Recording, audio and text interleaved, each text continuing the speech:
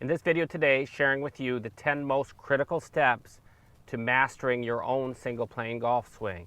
I've spent over 25 years on this concept, and I proved how well it works recently in the U.S. Teachers Cup in Las Vegas, where I won the senior division for the second year in a row by 6 shots.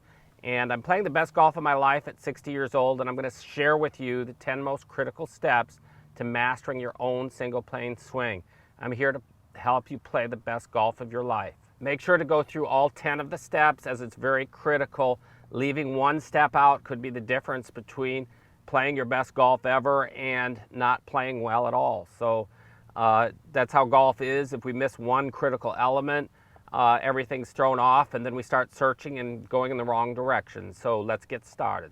So the first critical step that you have to learn is how to customize your grip, the way you hold the golf club, to fit your single plane golf swing. It should be understood when I talk about single plane that we're talking about the plane the golf club moves on, and a single plane swing would have the club moving on very close to that same plane back and through. And in a conventional golf swing, typically the club starts on a plane here, and at impact it's on a steeper plane, and it's on a lot of different planes throughout the swing.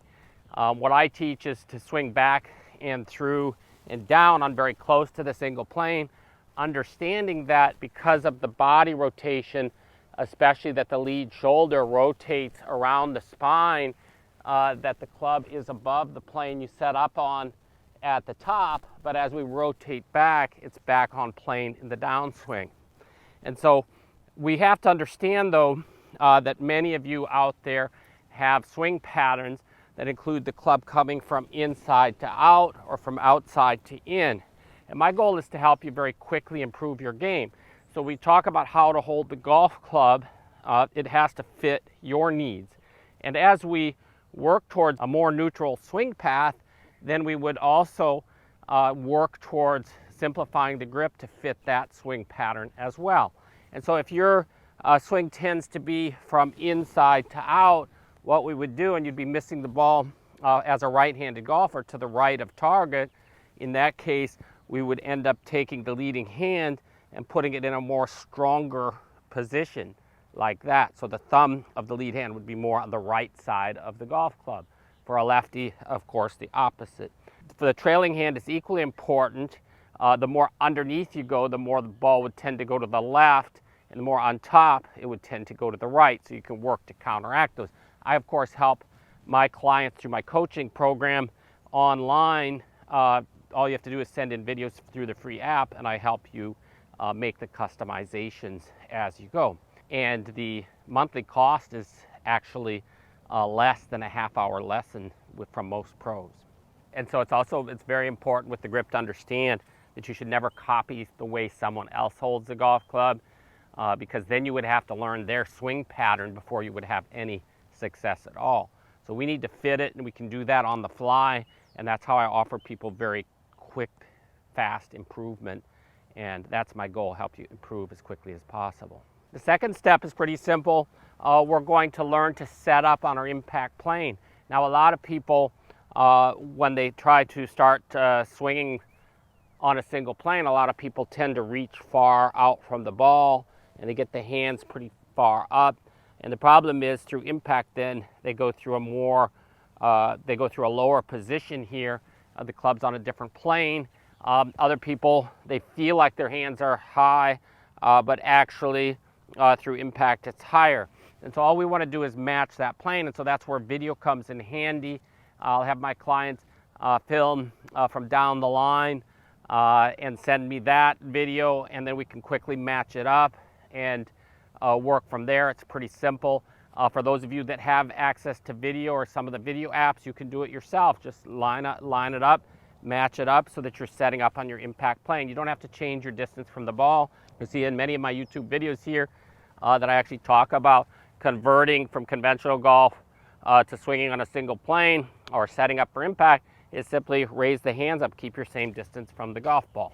On the same note, our third point is spine angle, or how much we're going to bend towards the target A lot of you have been taught possibly to have a certain spine angle, maybe 40 degrees or 45 degrees. But at impact, you likely have less than that. And so a lot of people end up straightening up through impact. And it's actually not necessary to bend forward as much. You see a lot of great players on tour with much less spine angle, like Bryson DeChambeau, who won the US Open this year. Also swings on a single plane. He stands very upright. So we just want to fit it to you. And so again, video would help. And so when I see at impact somebody in a position like this, I would look at that spine angle and that shaft angle, and I would just set up there. It makes things a lot easier. You'll have more success very quickly once you get used to setting up that way. At the same time, I teach you how to find your distance from the ball. It's as simple as getting set up and then making some swings. And when you do that, I like to have you try to feel like your body stays fairly level through the shot, so your head's not moving up and down a lot. And then you just notice where your club's making contact with the ground and how far that is away from you. And you could do that with every golf club. This is a 7-iron, and so I could measure the distance to my toe line, and that would correspond with exactly what's going to be ideal for me.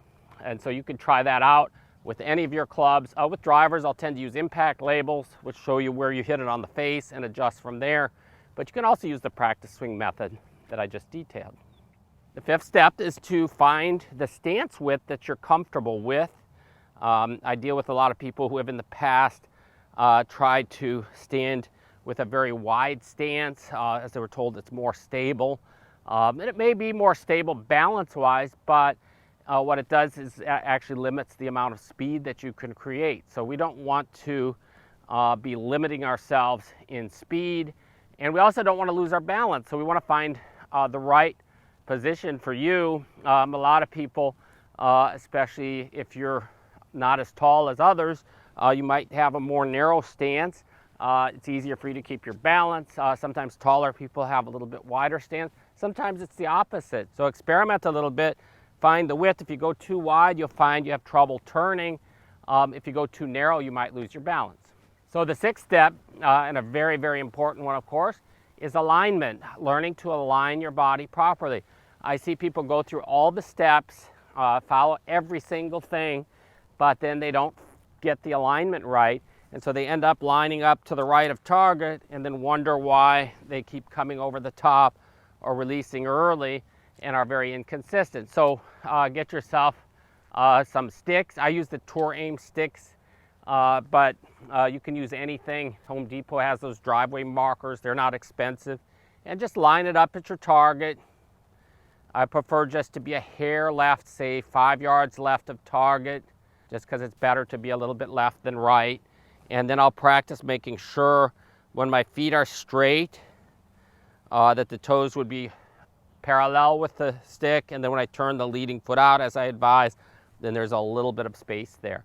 And you could check to see that the hips and upper torso are also in alignment there. And so I would hit balls and practice doing that, and then I would test yourself, do some practice on the range, picking a different target, and say, okay, I'm gonna line up at that tree over there. And then when I feel like I'm lined up, then put it down exactly and go back and check. And I'm about 5 yards to the right there. So I would keep practicing. You could also, sometimes you've seen me in previous videos, sighting down the club line. But anything that really helps you work in the right direction and work on alignment, it's super, super critical to get it right.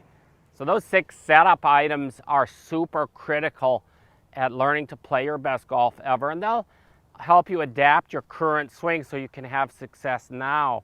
But to play your best golf ever, you're going to need to work on making impact great. We need a consistently great impact like the pros make, and it's possible to develop that. I've developed my system around the concept that we need to work and focus on impact. Once we get set up right, impact is everything. You see all different swings on tour.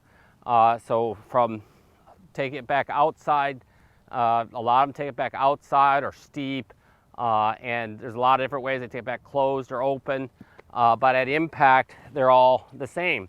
And what they have, and this is our 7th step, creating lag and having lag through impact. I'm going to talk about this, one of the most important steps, learning to create lag through impact.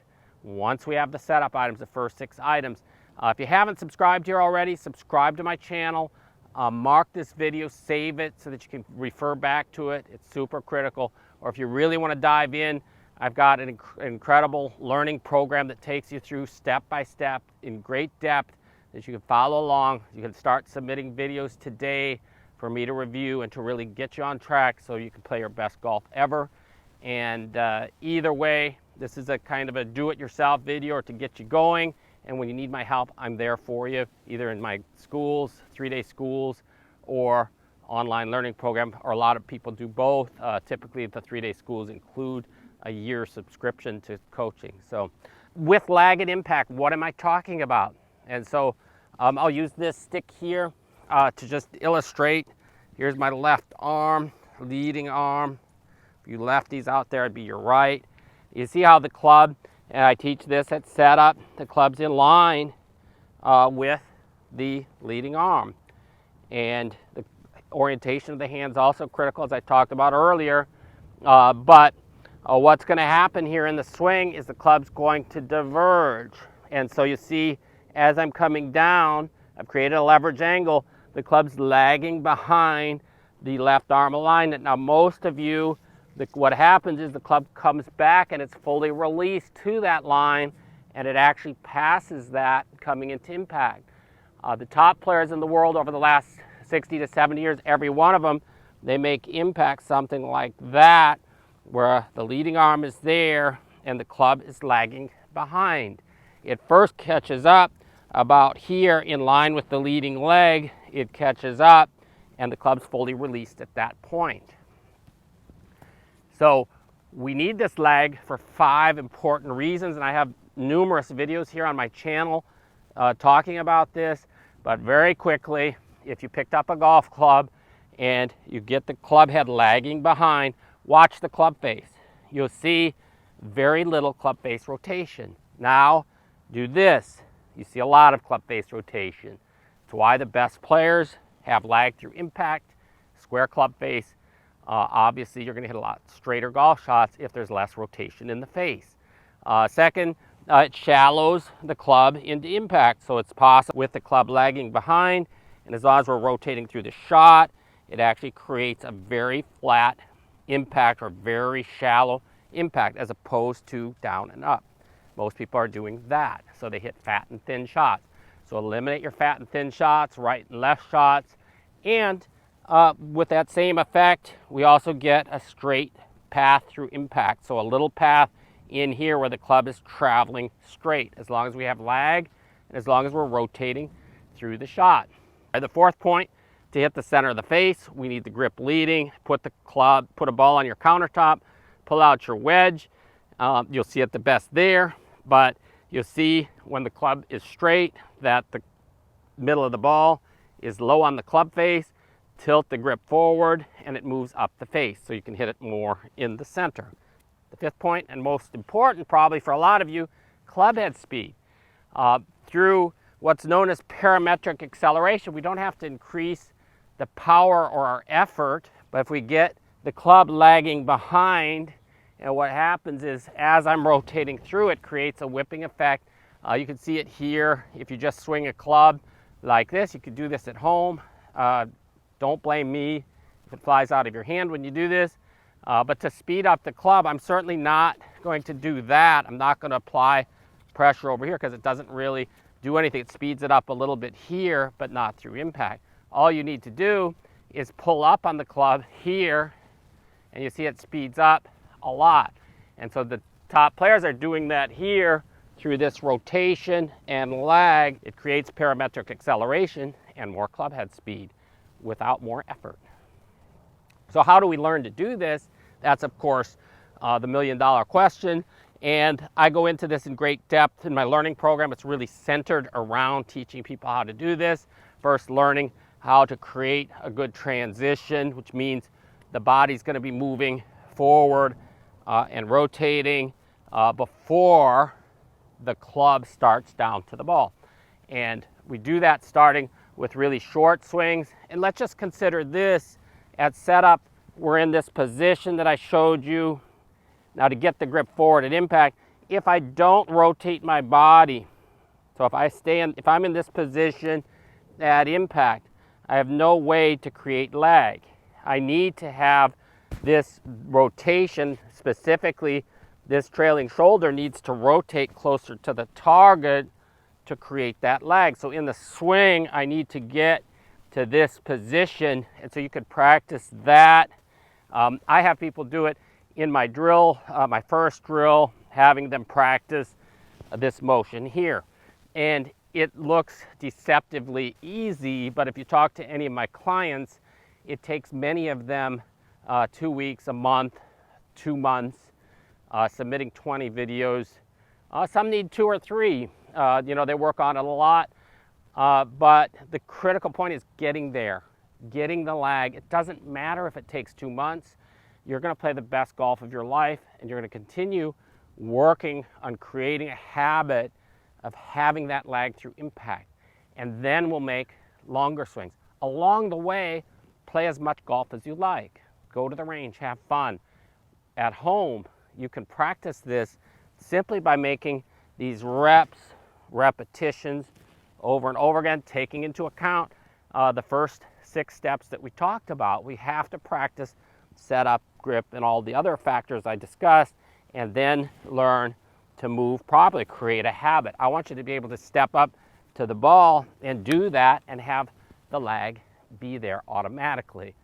And when you reach that point, you're going to play great golf. No more of this never knowing what's going to come out from day to day. It's the reason I won the national tournament for seniors, simply because I was very consistent. I hit the ball straight. I hit it good every day. Some days putts goes in and some days they don't, but I'm consistent. I don't hit the ball out of play very often, simply because I have lag on every shot I face through impact. Again, you can jump right into the learning program. It's on the website at setupforimpact.com. Also schools information. That's one of the best ways to get started. And so from my experience, 99% of people trying this on their own don't get it. And that's why I've really created my coaching program so that I can help you. Some people just do it for a month or 2 till they get it, and then they're gone. And other people want to continue working for a longer period of time. You can choose that, but with my help, I can guide you to getting it done right and getting it done faster. Check it out, setupforimpact.com. And our 8th step, really important to understand also, short game. What do we do for short game? Well, it's the same concept, of course, because if we're hitting a chip or pitch shot, we also don't want club rotation. We also want it to be easy to repeat, so we still set up on our impact plane. And for a chip shot, we'll just stand a little bit closer, turn the feet open so our body's pre-opened, which makes it easier to have this impact. And we learn to just make the same motion that we do in my drills. The same with pitching. We'll just get set up with pitching, and my drills consist of 4 different swing lengths, from the short little first drill, which is about a quarter swing, to the half swing, to the 3/4, and to the full swing. And we'll use those for pitch shots, using all of the same points that we used starting out in this video, the first 6 points, of course, and just learning to make great contact and control our swing length that way. Bunker shots, a little bit different, but we're going to set up the same, but the club face is going to be open. We're going to set up 4 inches behind the ball, and that's what we're going to be practicing doing, is hitting the right spot. And I have bunker videos on here, and in my learning program, there's a complete video that's very helpful for people to learn how to hit great bunker shots. So the 9th and second to last point, feedback is critical when you're putting in the effort and you're practicing. You need feedback. You need to know if you're doing it right or not. If any of those steps before this, if any of the steps that I've covered are off, you're going to have issues. If you're lined up wrong, you're going to do something, you're going to be swinging in the wrong direction. you're going to have to compensate. If the grip is off, you have to compensate. Stance width makes it hard to move properly. But any of the steps I've covered, they're all super critical. That's why I said 10 critical steps.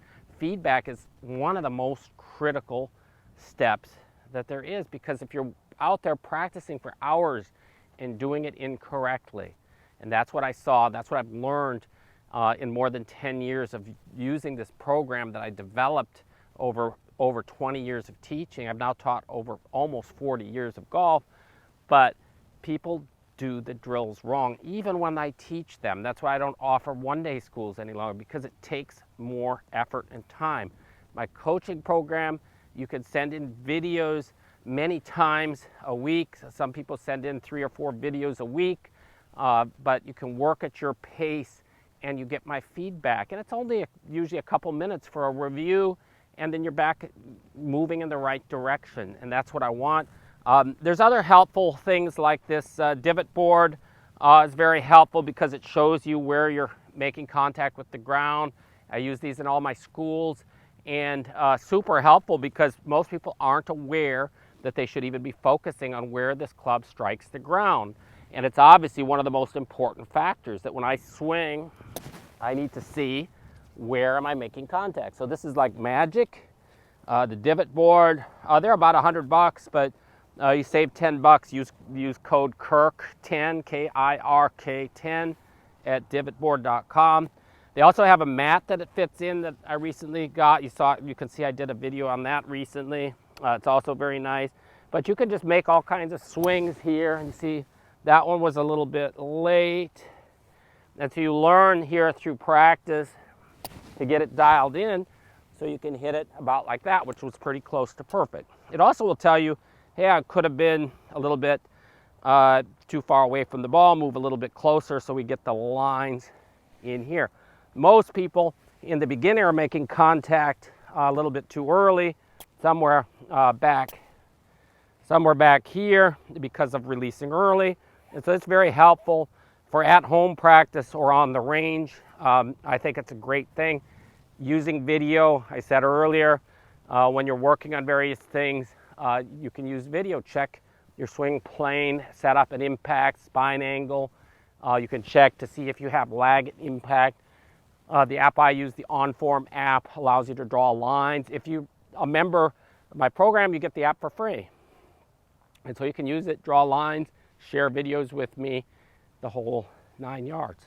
Of course, in schools, I give you feedback over the course of mostly 3-day schools. Sometimes I'll throw a 2-day school in between 3-day schools if everything's full, but same concept. You get my feedback over the course of 12 to 15 hours, and we can really work intensively to get you on track. And after that, there's coaching, and I show you how to do that as well. The last step, and also very important, but I would suggest making sure that you have the other steps first, at least somewhat down, before you get fit for a set of golf clubs. Fitting is super critical, and most people get it wrong. They just go and say, oh, I like Callaway or PXG or TaylorMade, and they're all good clubs. But the bottom line, the most important part of any golf club is this: it's the shaft. And there's hundreds of different shafts out there.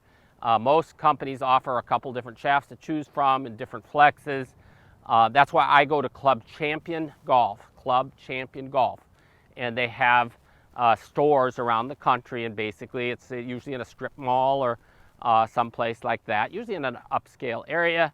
And what they have is simulators in there, and they'll measure every shot you hit, first with your own club, and see if there's a gain to be made with a better shaft. And so they'll end up taking a club head and popping in different shafts, and you hit 3 balls with each shaft, and they record the results. So you find out which one provides better results. And if you find one that provides substantially better results than your own club, then what they're going to do is try different club heads. I did it recently and was surprised to find out that I hit these Titleist, what are they?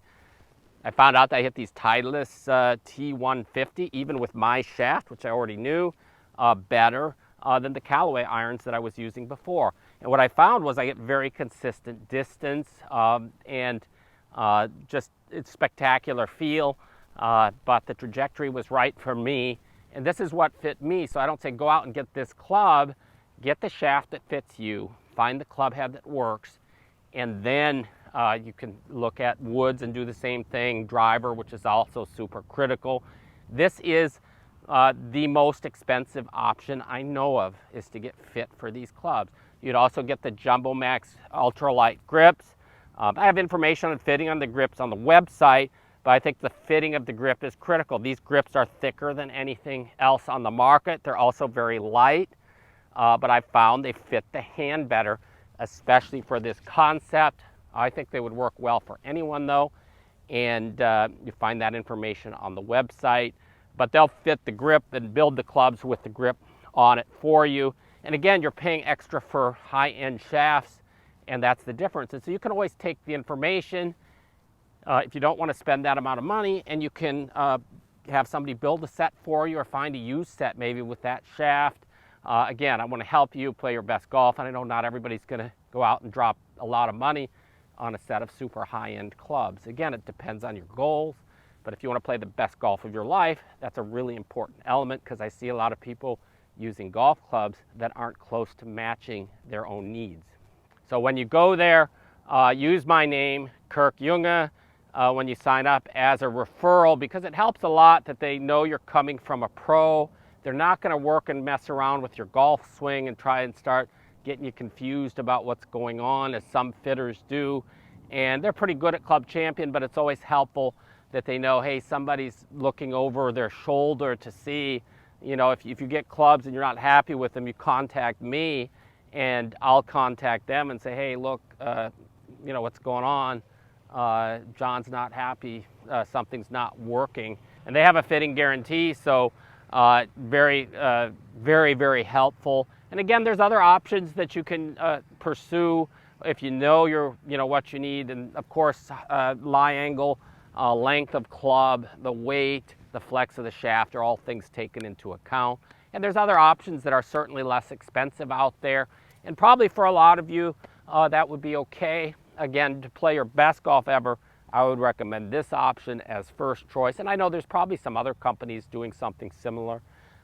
So again, there's a lot more points to cover that I will be doing in future videos. So again, if you haven't subscribed, please do so. Any questions or comments, pop them in the box below, or contact me through my website, setup4impact.com, setup4.com, setup4impact.com.